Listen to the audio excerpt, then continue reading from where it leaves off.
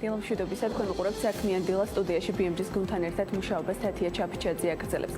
თბილისის მერიის საფეხბურთო ცენტრი მეჩი რითეილ ასოციაციის თასით რიგით მეორე გათამაშება დასრულდა ტურნირში საქართველოს უმსხვილესი სავაჭრო ქსელების თანამშრომლებისგან დაკომპლექტებულმა გუნდებმა მიიღეს მონაწილეობა. გამარჯვება კი წელსაც კომპანია ნიკორა მოიპოვა ტურნირის ჩატარების მიზანი ჯანსაღი ცხოვრების წესის პოპულარიზაცია და სპორტის მდგრად ტრენდად ჩამოყალიბების პროცესში კორპორატიული აქტიურობა იყო. ამ თემით ვაგრძელებთ რითეილ ასოციაციასთან ერთად საუბარს მირანდა მანჯგალაძე ასოციაციის თავმჯდომარე თემურ ალექსანდრია ნიკორა ტრეიდის აღმასრულებელი დირექტორი და ხათუნა ჩხარტიშვილი გუდულის HR სამსახურის და სასწავლო ცენტრის ხელმძღვანელი გვერდებიან სტუდიაში. დილამშვიდობისა, მადლობა რომ ხართ ჩვენთან ერთად. გილოცავთ გამარჯვებას, თუმცა იქამდე მოდი მირანდასთან დავიწყოთ საუბარი ამ თემით. რა არის მიზანი? მეორე წელი უკვე რაც სტარტდება მსგავსი ჩემპიონატი და გარკვეულწილად კიდევ ალბათ სრულად კორპორატიულ პასუხისმგებლობას უკავშირდება ეს თემა.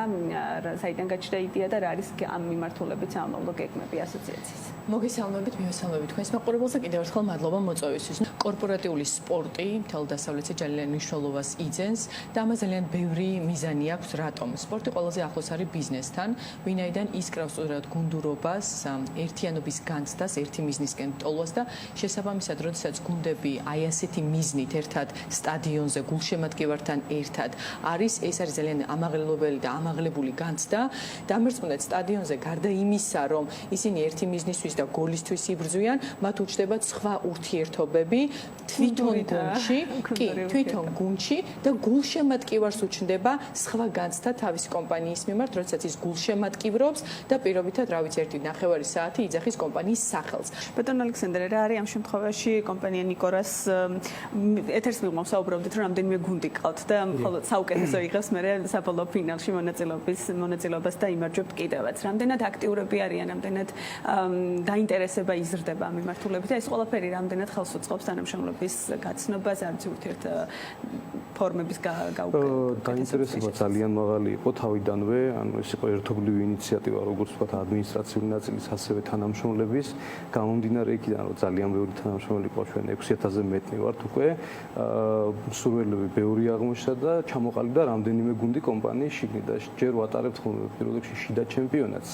და იქიდან უკვე ხდება სელექცია, ანუ საუკეთესო მოთამაშეებისგან ვაყალიბებთ გუნდს და მიზანი ამისი არის, რა თქმა უნდა, ჯანსაღი ცხოვრების წესის პოპულარიზაცია, ასევე რა თქმა უნდა, რაც მირანდა მილაპარაკა, ისაუბრა გუნდური შეჭიდილობის ზრდა, არაფორმალური ურთიერთობების განვითარება თანამშრომლებს შორის, ვისაც სპორტი უყვარს და გულშემატკივრობა დამეთანხმება, როგორი განცდა, როცა შენ გუნდთან ერთად თუნდაც მაყურებლის სტატუსში იმარჯვებ. ყველას აქვს შესაძლებლობა, ვთქვათ, არ ვიცი, რიგით კონსულტანტებიდან დაწყებული თუ როგორ ხდება ამ პროცესის არჩევა და ინფორმაცია რამდენად მიდის ყველასთან. ისე ვთქვათ, მსურველები თავარი კრიტერიუმი იმისათვის, რომ ჩვენ გუნდში მოხვდეს, ეს არის იყოს ჩვენი თანამშრომელი.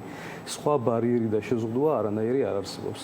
და საკმაოდ დიდ რესურსებს თამაში ყავს მწვრთნელი, მიდის ვარჯიშები სხვადასხვა სტადიონებზე და ყველაფერი ხდება კომპანიის დაფინანსებით თუ როგორ ხდება? 100% კომპანიის დაფინანსებით და ფეხბურთი არის ერთ-ერთი მიმართულება მხოლოდ ჩვენი მოგეხსენებათ ამდენ თანამშრომელში ყველას ერთი ინტერესი ვერ ექნება, არის სხვა ინტერესებიც გვაქვს, მაგალითად იოგა, ჯომარდობა, სირბილში მარათონის შეჯიბრებები და ასე შემდგომ.